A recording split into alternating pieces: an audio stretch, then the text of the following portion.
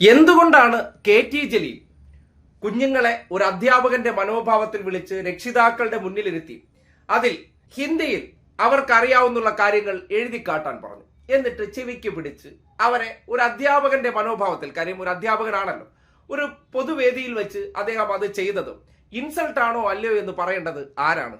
കുട്ടികളാണ്. കുട്ടികളുടെ പ്രതികരണം നോക്കി. അക്ഷരങ്ങൾ അറിയുമെങ്കിൽ അഡ്രസ് എഴുതാൻ എന്തുകൊണ്ട് അറിയില്ല? രവികുമാർ എന്നല്ലട, രവികുലാർ എഴുതിക്കുന്നത് എന്താ? സ്റ്റേജിക്ക് വിളിച്ചു, അതായത് ഹിന്ദിയിലെ പ്ലസ് കിട്ടിയ കുട്ടികളുണ്ടോന്ന് ചോദിച്ചിട്ട്. അപ്പൊ ഞാൻ എണീറ്റു. അപ്പൊ എന്നോട് പറഞ്ഞു, ഇങ്ങോട്ട് വായോ, ഹിന്ദിയിലെ പാരന്റ്സിന്റെ പേരും അഡ്രസ്സും ഒന്ന് ഹിന്ദിയിൽ എഴുതി കാണിച്ചായോ പറഞ്ഞു. അവിടെ പോയി ഞങ്ങൾ എഴുതി കാണിച്ചു കൊടുത്തു. അതിലുള്ള തെറ്റുകൾ ഞങ്ങൾക്ക് തിരുത്തി തന്നു. അതൊരു അപമാനമല്ലല്ലോ. ഒന്നും തോന്നിയിട്ടില്ല. അതായത് പാരന്റ്സ് നമ്മളോട് എങ്ങനെയാണോ, അതായത് പാരന്റ്സിന് അധ്യാപകർക്ക് അറിയണ നമ്മള് അതായത് അവനവന്റെ കുട്ടികളെ പോലെയാണല്ലോ. അപ്പോൾ ഓരോ നമ്മളോട് എങ്ങനെയാണോ മോട്ടിവേറ്റ് ചെയ്യുന്നത് അതേപോലെ തന്നെ അദ്ദേഹം ചെയ്തിട്ടുള്ളത്. അതിലിപ്പോ ഒരു നെഗറ്റീവ് ഇല്ല. രക്ഷിതാക്കൾ പറഞ്ഞു ബുക്സ് വായിക്കണം, ബുക്സ് വായിക്കാത്തതിന്റെ കാര്യങ്ങളൊക്കെ പറഞ്ഞു. അതായത് ബുക്കിലുള്ള മാത്രമാണ് നിങ്ങൾ പഠിക്കണത്, അത് പഠിച്ചിട്ട് നിങ്ങൾ ജയിച്ചത്, അതായത് പുറമേ ഉള്ള ജനറൽ ആയിട്ടുള്ള നോളേജ് ഒന്നും നിങ്ങൾക്ക് ഇല്ല. അപ്പൊ അതിനു വേണ്ടി ബുക്സ് വായിക്കണം, ന്യൂസ് കാണണം, അതൊക്കെ പറഞ്ഞു. അപമാനമായിട്ടൊന്നും ഞങ്ങൾക്ക് തോന്നിയില്ല. സ്കൂളത്തെ സാർമാര് പറയുമ്പോൾ തന്നെ ഞങ്ങൾക്ക് തോന്നിയിരുന്നു. ഇന്നലെ എന്ത് അവാർഡ് വാങ്ങാൻ പോയിരുന്നേ? SLC പാസ്സായതിന്റെ. എന്നിട്ട് എങ്ങനെയുണ്ടായിരുന്നു അവിടുത്തെ പ്രോഗ്രാം? എങ്ങനെയുണ്ടായിരുന്നു? നല്ല പരിപാടിയായിരുന്നു. ആരായിരുന്നു വന്നിരുന്നേ? K.T. ജലീൽ സാറ്. എന്നിട്ട് ജലീൽ സാറ് എങ്ങനെയാണ് നിങ്ങളോട് പെരുമാറ്റം, ക്ലാസ് ഒക്കെ എങ്ങനെ ഉണ്ടായിരുന്നു അവരുടെ? സാറിന് ഒരു അധ്യാപനമാർക്കാണ് പറഞ്ഞിരുന്നത്. ഹിന്ദിക്ക് എത്ര % വെച്ചിട്ട്.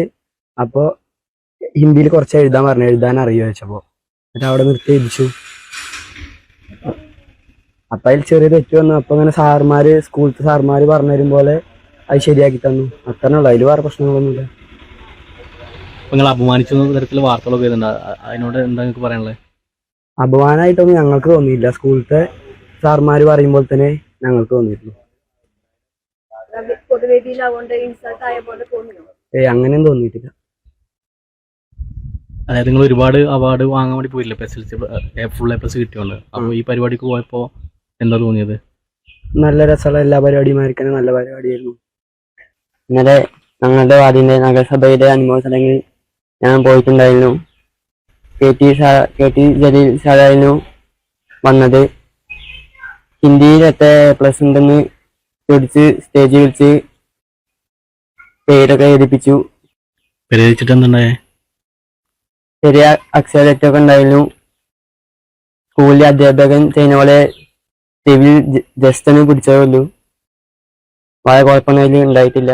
കണ്ടല്ലോ, അവർക്കത് ഇൻസൾട്ടായി തോന്നിയിട്ടില്ല. അത് ഇൻസൾട്ടാണെന്ന് ചില മൂരികൾക്കും ലീഗന്മാർക്കും കോൺഗ്രസിനും തോന്നുന്നത് അതിനൊറ്റ കാരണമേ ഉള്ളൂ. ഈ കുട്ടികൾക്ക് അറിയാവുന്ന കാര്യം അതൊരു അധ്യാപകൻ എന്നുള്ള നിലയ്ക്ക് എഴുതി കാട്ടി എന്നൊരു പറയുന്നത്, അത് ഒരു അധ്യാപകർ ക്ലാസ്സിൽ നടത്തുന്നത് പോലെ ഒരു പബ്ലിക് വേദിയിൽ വെച്ച് രക്ഷിതാക്കളുടെ സമീപത്ത് അവരെ കൊണ്ട് എഴുതിക്കാൻ ഒരു അധ്യാപകൻ പറയുന്നത് ഈ ലോകത്ത് വലിയ അപരാധമാണോ? അല്ലല്ലോ. അത് രാഷ്ട്രീയക്കാരനായി ചിത്രീകരിച്ചുകൊണ്ട് അവരോട് തെറ്റ് തിരുത്താൻ വേണ്ടി, അല്ലെങ്കിൽ അവർക്കത് പറഞ്ഞു കൊടുക്കാൻ വേണ്ടി അദ്ദേഹം ചെയ്തൊരു ഉദ്യമമാണ്.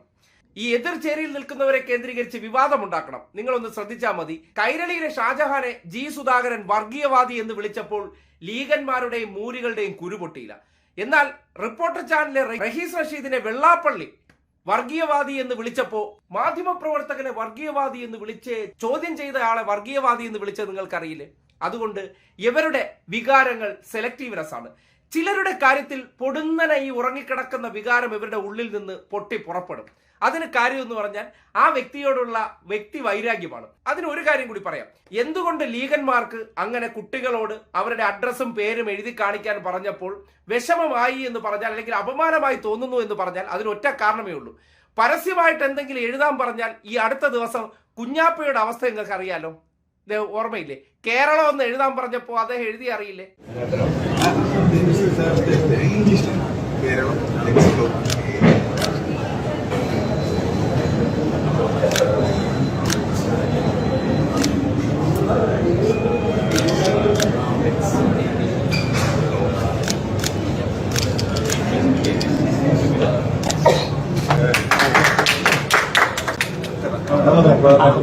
കണ്ടല്ലോ, കോറളമെന്ന് എഴുതിയ അറിവുണ്ടല്ലോ, അത് വരും കാലത്തെ ലീഗിലെ കുട്ടികൾക്ക് കൂടി വരാതിരിക്കാൻ ഒരു അധ്യാപകൻ എന്നുള്ള നിലയ്ക്ക് അദ്ദേഹം തിരുത്തിയെന്ന്.